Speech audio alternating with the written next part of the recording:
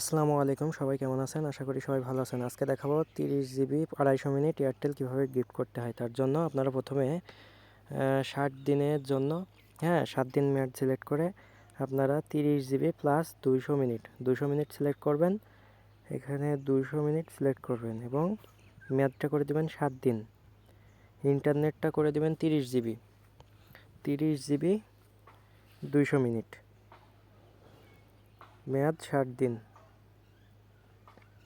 285 টাকা প্রাইসটা পড়ে, 285 টাকা।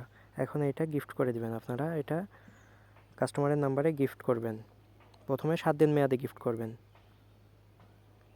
এই প্রসেসে গিফট করবেন।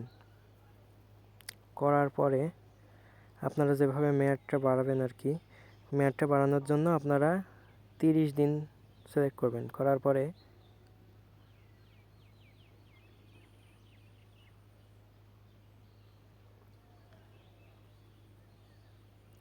আগের প্রসেসে ওখানে 7 দিনের জন্য 30 জিবি 200 মিনিট সিলেক্ট করে 285 টাকা কাটবে, 285।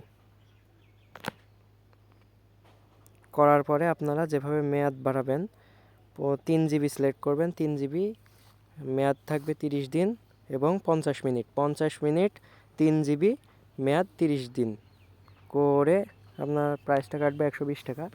এটা কাস্টমারের নাম্বারে গিফট করবেন। তাহলে আগে দিলেন 30 জিবি 200 মিনিট, পরে দিলেন 3 জিবি 50 মিনিট 30 দিন, এই মিলে মোট 33 জিবি 250 মিনিট।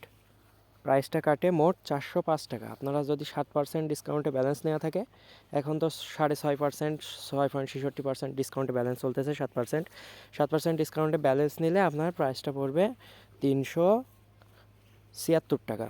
376 টাকা আমি ওইখানে দিছি 380 টাকা, কিন্তু আপনাদের 7% ব্যালেন্স নিলে পরে 376 টাকা, 6.5% নিলে 380 টাকা পড়ে আর কি।